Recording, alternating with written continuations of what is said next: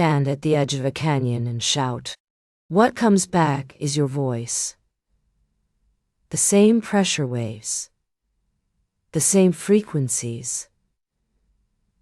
The same information. Physics offers no hierarchy here. The echo is not a diminished thing.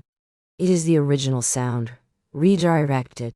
And yet no one has ever heard an echo and thought, that was equal.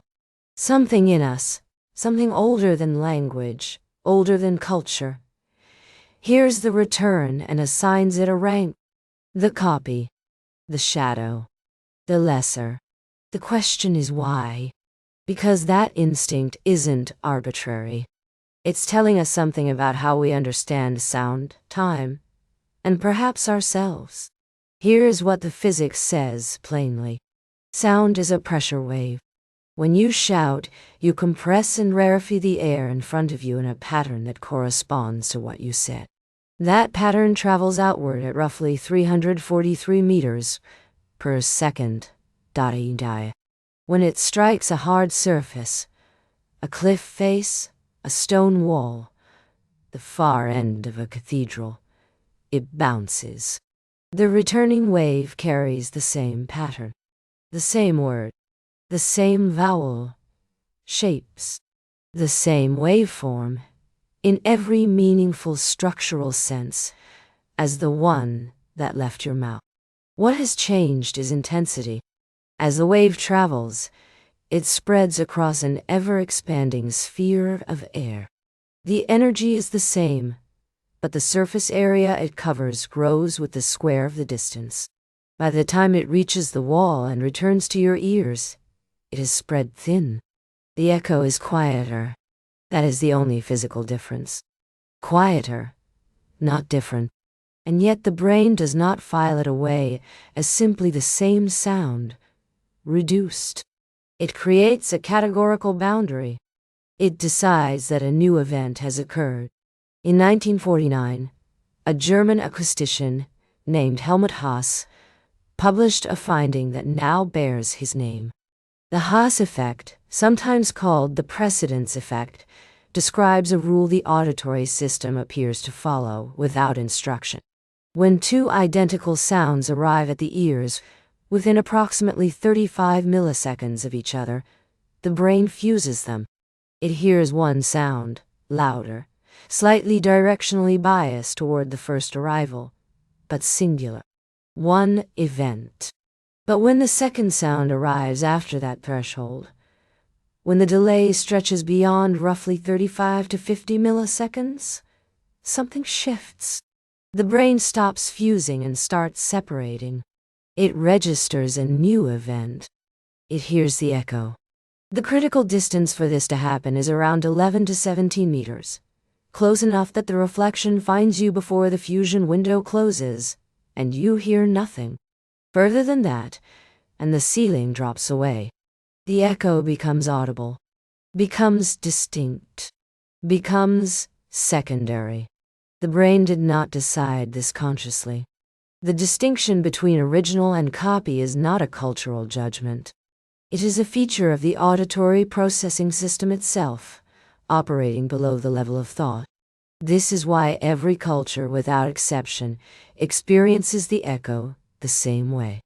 The hardware is the same. The more interesting question is not how the brain separates the echo from the original. It is why that separation is useful at all. Consider what an echo means in the field. In an open environment with no obstacles, you hear your voice once. In an environment with walls, a forest, a cave, a valley, you hear it again. That second arrival is information. It tells you the geometry of your surroundings, how far away the obstacle is, whether the terrain is open or enclosed. Early humans navigating unfamiliar terrain would have benefited from interpreting that delay accurately. The echo, as map. There is also a more immediate survival logic. If you hear a sound and its reflection, you are hearing evidence that something nearby redirected the wave. The original sound locates the source. The echo locates the world around you. The brain that treats both as equal, as simply sound, misses the spatial information encoded in the relationship between them. The hierarchy, original first, echo second, is not a bias.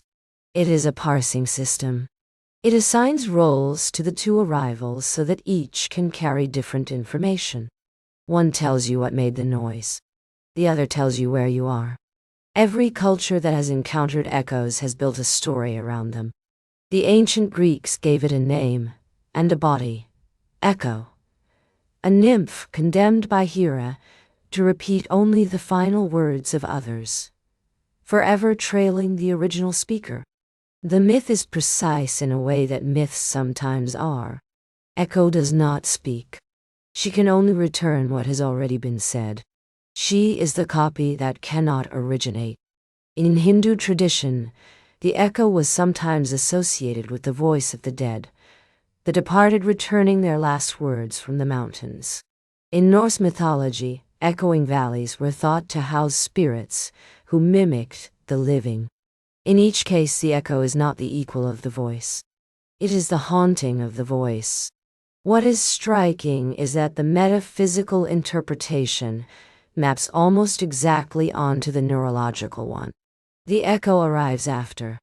It is recognized as derived, as secondary. The brain drew that boundary in the auditory cortex, and culture drew it again in mythology. Both landed on the same answer. The copy is not the original, and the gap between them, even a gap of milliseconds, changes everything. There is something in that convergence worth noting. The instinct and the story agree. And they agree not because one caused the other, but because they are both responses to the same underlying structure. Stand at the edge of a canyon and shout. The sound leaves you. It travels. It finds the far wall and comes back with a report. Here is the report. The world has a shape. There is distance. There is surface. There are boundaries between you and the rest of it. The echo is not lesser because it is weaker. It is classified as lesser because it carries a different kind of information. Environmental, spatial, structural, and the brain needs it to be a separate category in order to use it properly. The hierarchy was never about quality. It was about function, and the mythology that every culture built around this experience, the ghost, the nymph, the spirit mimicking the living, may simply be the attempt to put into story what the brain already understood. That a copy arriving too late to be fused with the original has crossed a line. It has become something else.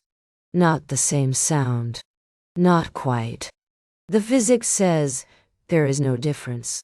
And perhaps the physics is the one that's missing something.